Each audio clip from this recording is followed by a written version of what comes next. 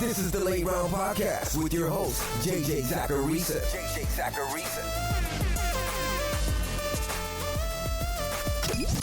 What's up, everyone? It's JJ Zachariason, and this is episode 743 of the Late Round Fantasy Football Podcast, sponsored by FanDuel. Thanks for tuning in. Last week, I talked about this year's running back class, finding which players produced like studs while they were in college. This week, it's all about wide receiver.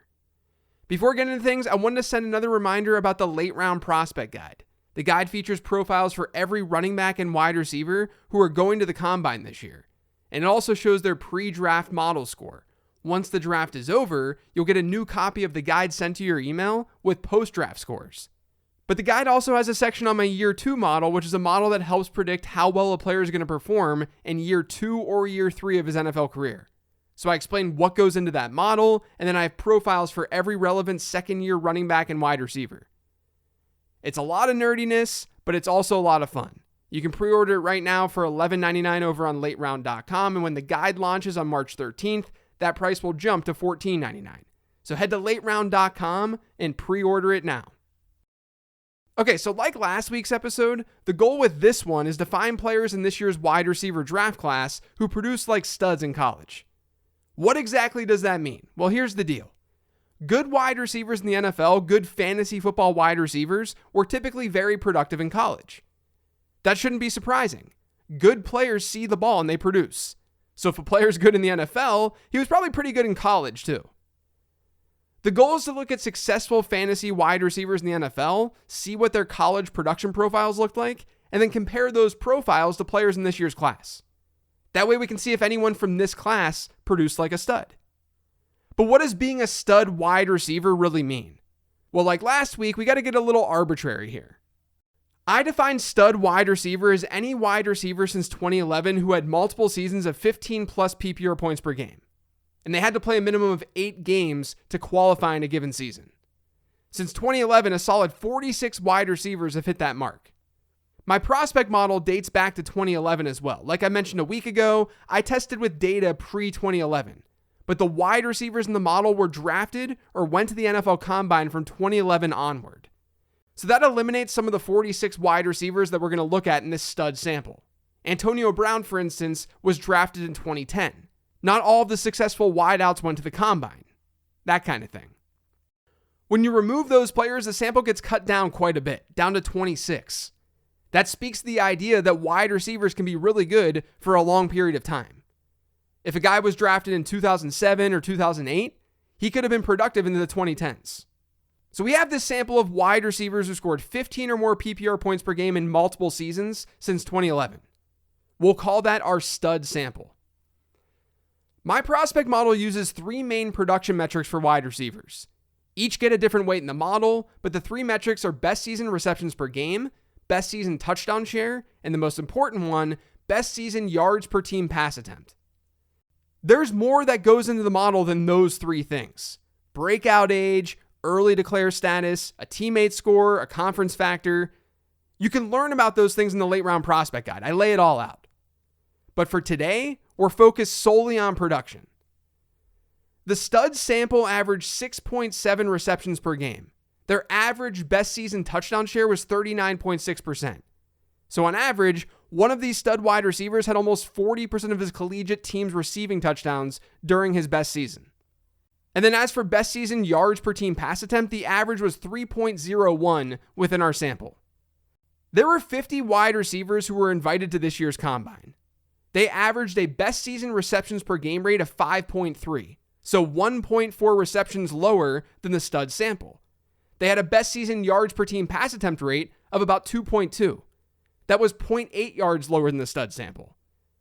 And while the stud sample had a best season touchdown share close to 40%, this year's draft class was closer to 30%.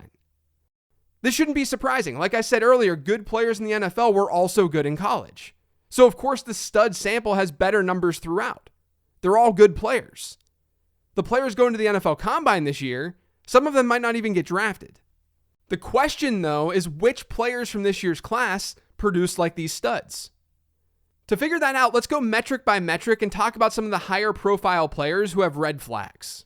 And let's begin with best season receptions per game.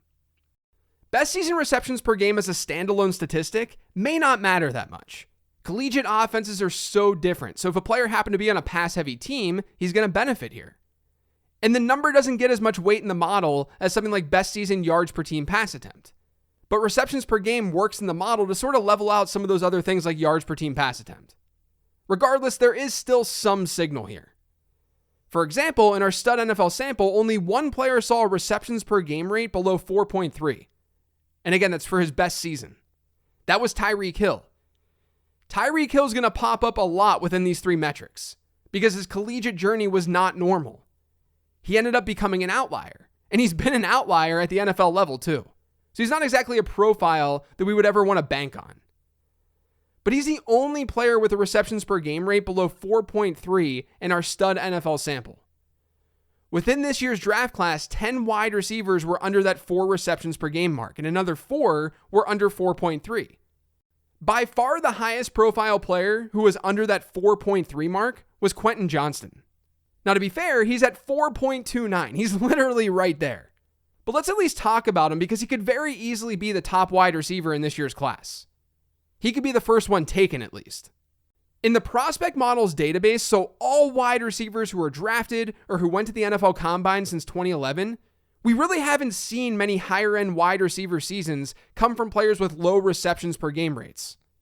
We've actually only had 6 wideouts have one season of 15 or more PPR points per game over their first 3 in the league, while being under that 4.3 receptions per game mark.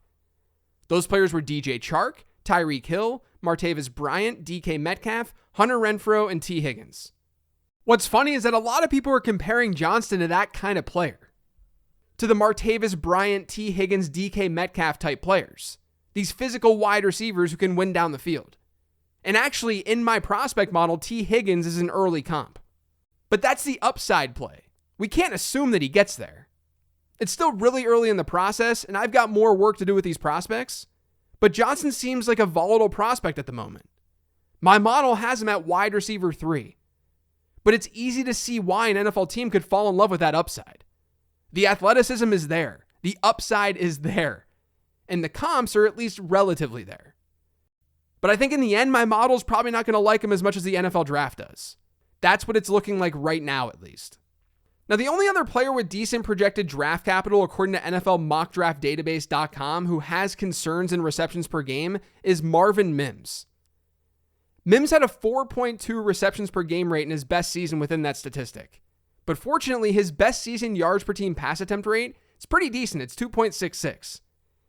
Mims is looking like a sub 185-pound wideout who produced immediately as a freshman.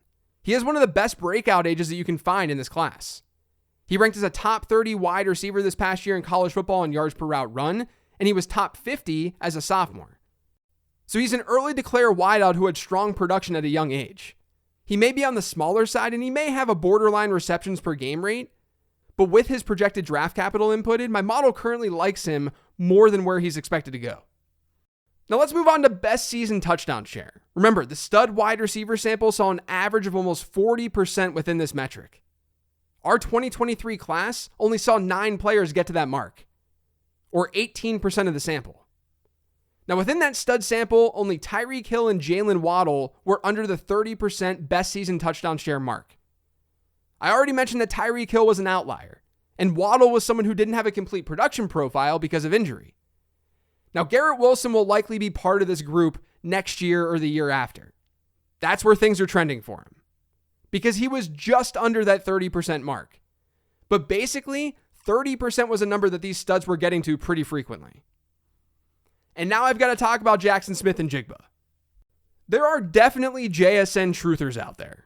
It's hard not to like the guy after what he did in 2021 while sharing a field with the aforementioned Garrett Wilson and my guy Chris Olave. His receptions per game rate, his yards per team pass attempt number, which are both taken from that season because it was his only productive season in college, they're both great. But his best season touchdown share is actually just 19.6%. Now, as I talked about on last week's mailbag episode, everything works together. You don't want to just focus on one number and throw a player out because of that one number. But we're analyzing these production metrics on today's show. And this best season touchdown share mark technically is a red flag, even if we can explain it away a little bit with team competition. We've actually only had 3 wide receivers in the prospect models database hit a 15 plus PPR point per game season across his first 3 in the league with a sub 20% best season touchdown share. Tyreek Hill, Jalen Waddle, Hunter Renfrow. And only Tyreek Hill and DK Metcalf were able to get to 16 plus PPR points per game with a sub 30% best season touchdown share. Again, this isn't me telling you how I feel about JSN as a prospect. Right now, he's a 95th percentile guy in my model, given his projected draft position. If he goes higher, that'll get better. If he goes lower, that's going to get worse. Everything works together. But for purposes of what we're doing on this episode, his touchdown share is a flag. Lastly is the most important production metric in the model, and that's best season yards per team pass attempt. Within our stud sample, the average was 3.01, which is really impressive, because only 4 wide receivers in this year's draft class had a best season yards per team pass attempt that high. One of them was the aforementioned Jackson Smith-Njigba. That's a very, very good sign. Again, he's a good prospect. My model doesn't look at per game yards per team pass attempt because it didn't matter when I tested it. I know that might seem unfair, but there are plenty of other places in the model for players to make up for a bad yards per team pass attempt that's maybe due to injury. Subjectivity is okay too. I didn't mind Jalen Waddle when he was drafted, despite that production score. Now, Tyreek Hill and Jalen Waddle were the only 2 wide receivers with a yards per team pass attempt south of 2 within our stud sample. Shocker. The same guys we've been talking about. 40% of the players in this year's class were below that 2.0 mark, and that's kind of a big deal. In the prospect database, so this is since 2011, only Tyreek Hill, DK Metcalf, and Deebo Samuel hit 16 plus PPR points per game in one of their first 3 seasons with a sub 2.0 mark. Tyreek Hill, again, he's an outlier. DK Metcalf dealt with injuries and he had a good teammate score coming out too. And he also had a solid breakout age. And then Deebo Samuel, arguably another outlier. He's not exactly a traditional wide receiver. So a player's odds of being a very good fantasy asset, they're not that high if they have a sub 2.0 best season yards per team pass attempt rate. And 40% of this class is below that mark. One of the higher profile players to be below that mark is Kayshon Boutte. Many once thought that Boutte would end up being one of the elite pass catchers in this class. His freshman season was pretty incredible. That season, he had a 1.75 yards per team pass attempt rate. Unfortunately, that was his best season. As a sophomore, he was only able to play 6 of 13 games for LSU, and then things didn't really develop in 11 of 14 games in 2022, potentially due to the injury year over year. So the games played thing is definitely in play here for Boutte, but his numbers still weren't off the charts. The best thing that we can point to with his profile is a great breakout age, because he did well as a freshman. Elite breakout ages are always a good thing, but the model doesn't see him as someone who's bound to be a wide receiver 1 type in the NFL and in fantasy. A wide receiver 2 or a wide receiver 3, that could absolutely happen. We just have to hope that the draft capital is there. So we have these red flags all over the place with this class. Are there any wide receivers who hit on every stud wide receiver mark? A 6.7 receptions per game rate, a 3.01 best season yards per team pass attempt rate, and a near 40% touchdown share? No, there wasn't. Not a single wideout from this year's class got there. But there were a few players who got close. Jackson Smith-Njigba is one of them. Yes, his touchdown share is lacking, but the other 2 metrics are fantastic within the model. He has one of the best analytical profiles in the class, which is why the Dynasty community is going to be all over him this year. Jordan Addison is probably the player who's closest to our stud sample. Addison absolutely dominated at my alma mater, Pitt, back in 2021 when the Panthers won the ACC with Kenny Pickett. All of his best season marks came from that season. He was just shy of that 3.01 mark for best season yards per team pass attempt, and he was just 1 or 2 percentage points away in best season touchdown share. So if there's any player in this class who produced like a stud across the board, it's probably Addison. But another player to shout out is Josh Downs. In this class, Downs is 2nd in best season receptions per game, and he's 1st in best season yards per team pass attempt. The only thing bringing him down a little bit was a pretty average best season touchdown share. But Downs looks really good on paper. He had a strong breakout age, and his cumulative stat score, when you're looking at everything, is the best in this year's class. It's better than Jordan Addison's. Right now, his top comp in my model is 100% Elijah Moore. Analytically, they're like the Spider-Man meme. Which, yes, I understand that Moore had a rough second year in the league. but we know the potential was and potentially still is there with him. So JSN, Addison, and Downs look like the most productive in this class.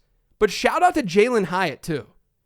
His marks across the board are pretty close to this stud sample, aside from his receptions per game rate. We're seeing him fly up draft boards, and I don't mind his production profile at all. He's a vertical threat that's surely going to get teams to fall in love with him. Now, like last week, this is just a glimpse of some of the higher-end rookie wide receivers in this class. I didn't talk about some of them, like Zay Flowers. But you're more than welcome to hit me up with a mailbag question about this class. There's going to be more episodes about these wide receivers. We're officially in prospect season, so that's what the focus of a lot of these offseason shows is going to be. That's it for today's show, though. Thanks to all of you for listening. If you've yet subscribed to the Late Round Fantasy Football Podcast, make sure you are by searching for it pretty much anywhere podcasts can be found. And don't forget to follow me on Twitter, @LateRoundQB. Remember to check out lateround.com, pre-order that prospect guide. Otherwise, I'll talk to you later in the week with the Mailbag Show.